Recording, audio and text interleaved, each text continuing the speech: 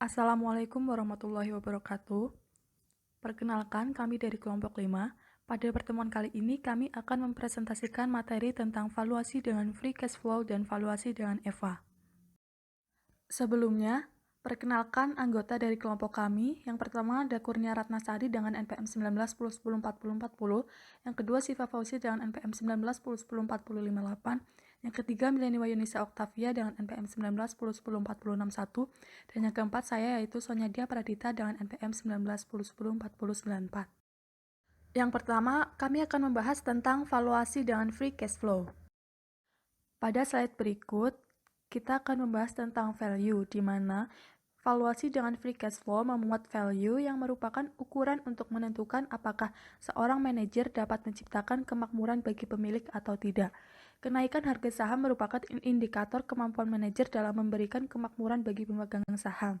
Dengan asumsi tidak ada distorsi di pasar modal, maka intrinsic value akan mendekati market value.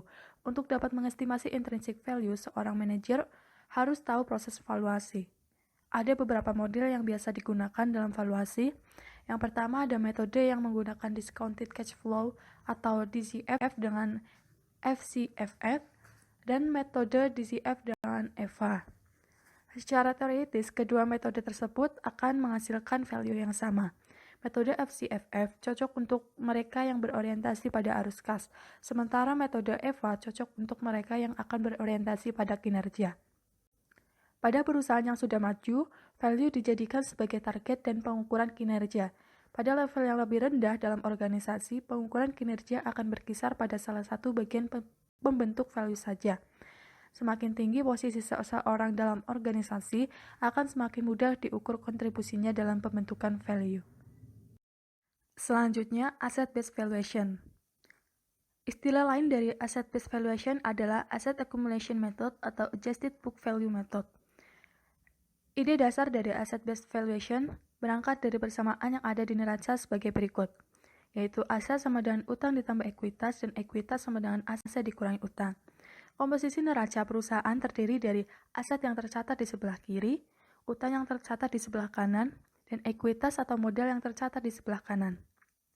Neraca perusahaan dicatat berdasarkan nilai buku.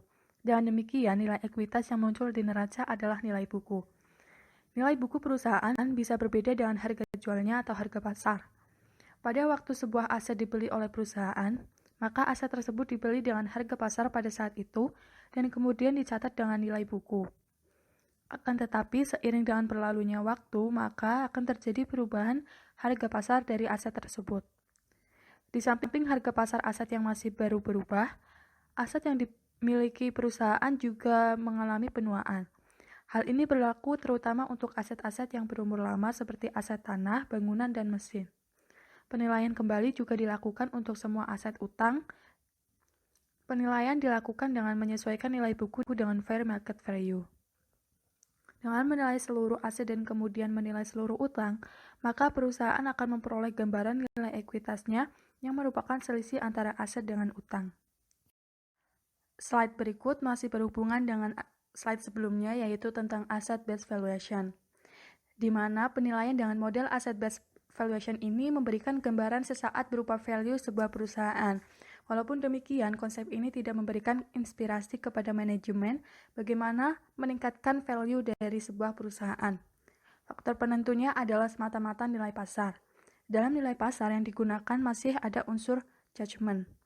Pada penilaian properti yang jarang dijumpai, terpaksa penilaian menggunakan judgment, karena pasar properti tidak seliquid pasar saham. Sebagai alternatifnya, perusahaan dapat menggunakan metode valuasi yang mampu memberikan gambaran bagaimana value sebuah perusahaan dapat ditentukan. Berikut adalah contoh ilustrasi dari nilai buku versus nilai pasar. Pada ilustrasi 9.1 tersebut dapat menjelaskan proses penilaian. Kolom angka di sebelah kiri menunjukkan nilai masing-masing pos seperti tercantum di neraca. Kolom angka di tengah menunjukkan nilai yang diperoleh dengan melihat perkiraan harga pasar dari aset dan utang, sedangkan kolom kanan adalah selisih dari kolom kiri dan tengah. Dari ilustrasi 9.1 tersebut dapat disimpulkan sebagai berikut. Yang pertama, nilai buku ekuitas perusahaan adalah 11.850 yang merupakan selisih antara nilai buku total aset yaitu 30.150 dengan nilai buku total utang sebesar 18.150.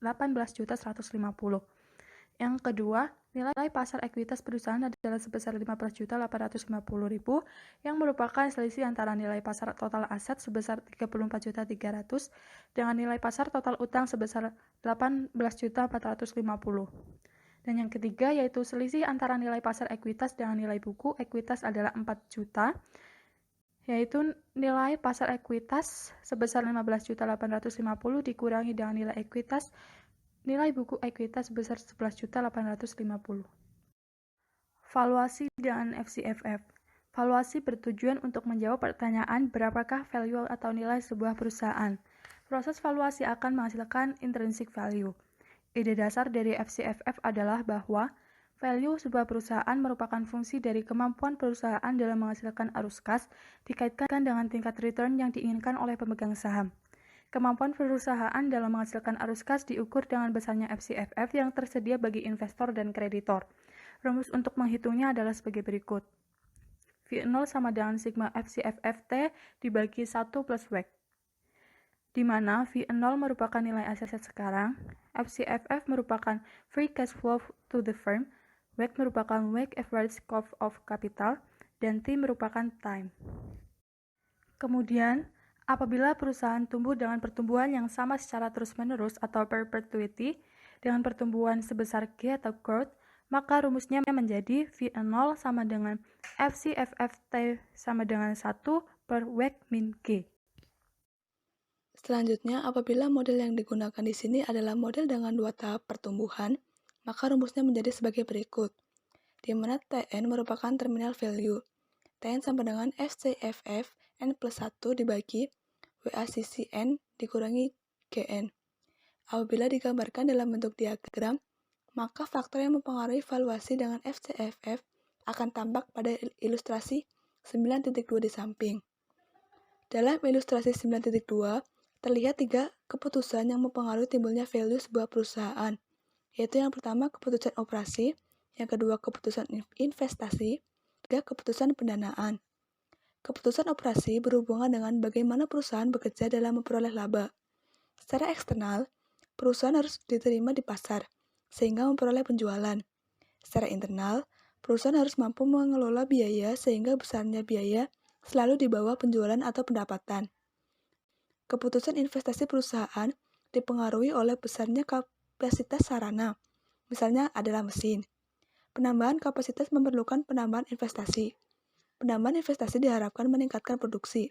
Peningkatan produksi seringkali harus didukung dengan penambahan modal kerja. Keputusan pendanaan berhubungan dengan kemampuan perusahaan mengelola sumber dana. Sumber dana dapat dibagi menjadi 2, yaitu utang dan ekuitas. Masing-masing akan menimbulkan biaya modalnya. Termasuk dalam keputusan keuangan tersebut adalah menentukan komposisi tertentu antara ekuitas dan utang. Yang berikutnya yaitu pertumbuhan. Ilustrasi 9.3 di bawah menggambarkan pola pertumbuhan perusahaan dengan 2 tahap pertumbuhan. Dalam 2 tahap pertumbuhan, penilaian dilakukan dengan diawali pertumbuhan tinggi. Sebuah perusahaan tidak mungkin mengalami pertumbuhan tinggi secara terus-menerus. Oleh karena itu, tahap pertumbuhan tinggi tersebut ada batasnya. Setelah masa pertumbuhan tinggi, perusahaan memasuki masa pertumbuhan stabil. Alasan menggunakan contoh 2 tahap pertumbuhan antara lain yang pertama, model menunjukkan adanya tahap pertumbuhan yang berbeda, jadi cukup kompleks, tapi tidak terlalu kompleks.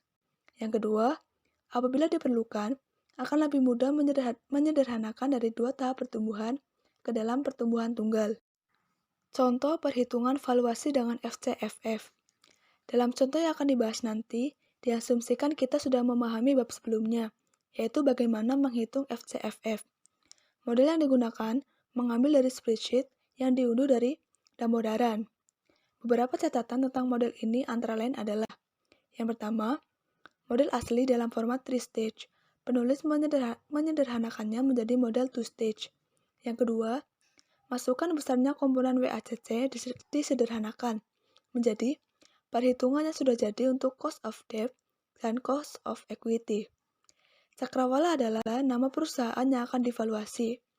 Berikut adalah data masukan untuk valuasi, baik dengan FCFF maupun dengan EVA. Valuasi dengan EVA akan dibahas pada berikutnya. Dari ilustrasi 9.4, perlu dijelaskan beberapa poin penting. Pada dasarnya, data yang dimasukkan dalam ilustrasi tersebut akan digunakan dalam dua jenis valuasi, yaitu DCF dengan menggunakan SCFF dan EVA. Untuk proses valuasi dengan FCFF, memerlukan beberapa data seperti yang sudah dijelaskan pada bab sebelumnya, yaitu yang pertama, EBIT yang merupakan fungsi dari pendapatan dikurangi dengan biaya operasi. Yang kedua, tarif pajak yang berlaku. Yang ketiga, depresiasi. Yang keempat, capital expenditure, yaitu pengeluaran untuk investasi. Dan yang kelima, perubahan modal kerja, yaitu investasi tambahan pada modal kerja yang terjadi. Secara lengkap, perhitungan FCFF adalah sebagai berikut. FCFF sama dengan NOPAT dikurangi CAPEX dikurangi depresiasi ditambah delta NOWC. Keterangan tambahan, CAPEX adalah capital expenditure atau gross investment. DEP yaitu depresiasi, delta NOWC yaitu perubahan pada modal kerja. Masukan berupa Bezier hanya berfungsi memudahkan membaca proyeksi. Bezier adalah tahun ke-0. Semua elemen dalam rumus tersebut perlu dicari informasinya pada Bezier. NOPAT adalah EBIT dikali 1 min T. Perhitungan EBIT akan diturunkan dari perhitungan pendapatan, biaya operasi, dan tarif pajak. Data tambahan untuk penghitung FCFF adalah depresiasi, CAPEX, dan perubahan modal kerja. Dengan data-data tersebut, maka FCFF pada Bezier sudah dapat dihitung. Untuk memproyeksi EBIT tahun 1 sampai dengan 5, perlu masukan berupa tingkat pertumbuhan tahap pertama, yaitu High Growth Period. Dalam model ini, masukan tingkat pertumbuhan untuk pendapatan dengan pertumbuhan untuk CAPEX dan depresiasi adalah sama. Tingkat kebutuhan modal kerja diturunkan dengan rasio antara NOWC dengan pendapatan. Dengan data-data tambahan ini, maka FCFF untuk 5 tahun tahap High Growth Period sudah dapat dihasilkan. Masukan tingkat pertumbuhan pada Stable Growth Period diperlukan untuk menghasilkan terminal value. Dengan demikian, data untuk perhitungan FCFF seluruhnya sudah diperoleh. Tahap berikutnya adalah memasukkan data untuk WACC. Data yang dibutuhkan adalah cost of equity dan cost of debt. Untuk bobot masing-masing, diperlukan adanya tingkat penggunaan utang. Data nilai utang diperlukan pada saat terakhir menentukan value of equity. Nilai equity per share memerlukan data tambahan berupa jumlah lembar saham. Materi yang selanjutnya yaitu perhitungan lengkap valuasi dengan FCFF. Gambar tersebut merupakan hasil perhitungan dari terminal value. Tahap pertumbuhan high growth diasumsikan selama 5 tahun. Hal ini sesuai dengan kebiasaan yang berlaku dalam proses valuasi dengan DCF. Perhitungan terminal value dilakukan melalui 3 tahap, yaitu tahap pertama menghitung FCFF terminal. Pada kasus PT Cakrawala diperoleh hasil sebesar Rp25.019, yaitu dari 23.603 dikali 1 plus 6%, di mana angka 6% merupakan pertumbuhan pada saat stable growth. Tahap kedua yaitu tahap perpetuity dengan menghitung WACC dikurang dengan G. Tahap terakhir yaitu menghitung terminal value. Pada kasus PT Cakrawala diperoleh hasil sebesar Rp587.990.000. Angka tersebut hasil dari pembagian 25.019 dibagi dengan 4,26%. Tahap selanjutnya setelah perhitungan terminal value selesai yaitu menghitung WACC. Gambar di atas merupakan perhitungan cost of capital. Model yang digunakan pada gambar tersebut merupakan WACC yang sama sepanjang masa valuasi. Pada kasus PT Cakrawala, nilai WACC diperoleh sebesar 10,26%. Kumulatif WACC merupakan perkalian antara WACC dengan WACC pada periode sebelumnya. Data kumulatif kumulatif WACC hanya data antara saja yang menghitung diskon faktor. Perhitungan diskon faktor tetap dapat langsung dilakukan sepanjang WACC diketahui tanpa melalui kumulatif WACC. Selanjutnya, gambar tersebut merupakan contoh hasil perhitungan valuasi menggunakan FCFF. Terdapat beberapa kesimpulan dari perhitungan valuasi menggunakan FCFF. Yang pertama, nilai perusahaan adalah sebesar present value dari FCFF. Pada PT Cakrawala, diperoleh hasil sebesar Rp431.104. Yang kedua, nilai ekuitas diperoleh dari aset dikurang dengan utang. Nilai tersebut diperoleh dengan mengurangkan nilai utang yang diperoleh dari data masukan terhadap nilai perusahaan dari valuasi. Pada PT Cakrawala diperoleh hasil nilai ekuitas sebesar Rp386.104. Dan terakhir, nilai per lembar saham diperoleh dari nilai ekuitas dibagi dengan jumlah lembar saham. Pada PT Cakrawala diketahui jumlah lembar saham sebesar 200 lembar, sehingga diperoleh nilai per lembar saham sebesar Rp1.921. Materi pada bab selanjutnya yaitu mengenai valuasi dengan EVA. Valuasi dengan EVA akan menghasilkan nilai yang sama dengan FCFF. Rumus di atas merupakan rumus FCFF dengan dua tahap pertumbuhan, di mana pada bagian pertama merupakan bagian ketika pertumbuhan tinggi, sedangkan bagian kedua ketika perusahaan memasuki tahap pertumbuhan stabil. Konsep perpetuity digunakan ketika perusahaan memasuki tahap pertumbuhan yang stabil. Apabila rumus FCFF dikonversi menjadi DCF dengan EVA, maka rumusnya menjadi seperti di bawah ini, di mana TN merupakan terminal value yang diperoleh dari TN sama dengan EVA N plus 1 dibagi dengan WACC N dikurang GN. Ide dari valuasi dengan EVA yaitu yang pertama, nilai perusahaan dipengaruhi nilai awal dari invested capital. Kedua, EVA terjadi apabila ROIC mampu menutup cost of capital. Setiap tambahan EVA akan menambah value bagi perusahaan. Dalam bentuk diagram, nilai perusahaan yang terjadi merupakan kombinasi perolehan EVA dengan WACC, seperti pada ilustrasi 10.1 berikut. Cost of capital atau WACC dalam valuasi dengan EVA mempunyai dua fungsi, yaitu sebagai berikut. Yang pertama sebagai dasar perhitungan diskon faktor seperti pada valuasi dengan FCFF, dan sebagai pengurang terhadap BOPAT untuk menghitung EVA. Contoh valuasi dengan EVA. Contoh valuasi dengan EVA ditunjukkan pada ilustrasi 10.2 pada PT Cakrawala. Rumus perhitungan WACC seperti yang tertera pada PPT, dengan keterangan WACC sama dengan Weighted Average Cost of Capital atau biaya modal rata-rata tertimbang, KD sama dengan biaya utang atau Cost of Debt sebelum pajak, T adalah tarif pajak, KE adalah biaya ekuitas atau Cost of Equity, D per D plus E adalah bobot nilai utang terhadap total pendanaan, E per D plus E adalah bobot nilai ekuitas terhadap total pendanaan.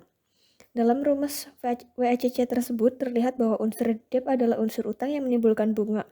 Seperti yang diketahui bahwa bunga dapat diperhitungkan sebagai biaya laba rugi sehingga dapat mengurangi pajak, sementara biaya atas ekuitas diambilkan dari laba bersih sehingga tidak dikurangi pajak lagi. Perhitungan EVA membutuhkan data invest capital. Invest capital diperlukan untuk menghitung ROIC. Unsur invest capital ada fixed asset dan NOWC. Fixed asset bertambah karena adanya capital expenditure. NOWC berubah karena penambahan atau pengurangan NOWC yang dikenal dengan delta NOWC. Ilustrasi 10.3 adalah perhitungan invest capital yang ada pada PT Cakrawala. Net capital expenditure adalah capital expenditure dikurangi dengan depresiasi. Perhitungan ROIC berdasarkan initial invest awal adalah nilai investasi awal. Ilustrasi 10.4 berikut adalah memberikan hasil perhitungan value dengan metode EVA. Besarnya EBIT 1 Minte tahun 2017 sebesar Rp39.230 diperoleh dari EBIT 1 Minte tahun sebelumnya sebesar Rp37.009 disebutkan dengan pertumbuhan tahun ke-6, yaitu pertumbuhan pada stable growth sebesar 6%. Besarnya WACC pada model ini adalah sama, yaitu tetap sebesar 10,26%. Dalam satuan rupiah, besarnya WACC adalah sebesar Rp24.289 yang merupakan perkalian antara 10,26% dengan invest capital tahun 2017 sebesar Rp236.840. Berikut ditampilkan rumus untuk menghitung ROIC. Kemudian, cara perhitungan terminal value adalah sama dengan FCFF, yaitu menggunakan konsep perpetually. Besarnya terminal value adalah sebesar Rp351.143 yang merupakan pembagian antara EBIT 1 min T tahun 2017 dengan 4,26%. Angka tersebut merupakan selisih antara WACC sebesar 10,26% dengan stable growth sebesar 6%. Dengan selesainya masalah teknis perhitungan EVA, maka hasil valuasi dengan EVA dapat disimpulkan sebagai berikut. Nilai awal invest capital adalah sebesar Rp150.000. Present value dari EVA adalah sebesar Rp261.022. Present value dari perubahan invest capital di tahun kelima sebesar Rp20.083. Maka nilai perusahaan adalah sebesar Rp431.104. Nilai ekuitas sesuai dengan rumus awal, yaitu ekuitas sama dengan aset min utang, maka nilai ekuitas adalah sebesar Rp386.104. Nilai tersebut diperoleh dengan mengurangkan nilai utang yang diperoleh dari data masukan terhadap nilai perusahaan dari hasil valuasi. Jumlah lembar saham beredar seperti terdapat pada data masukan adalah sebesar 200 lembar. Nilai per lembar saham adalah Rp1.921, yaitu nilai ekuitas dibagi dengan jumlah lembar saham. Sekian presentasi dari kelompok kami, kurang lebihnya mohon maaf. Wassalamualaikum warahmatullahi wabarakatuh.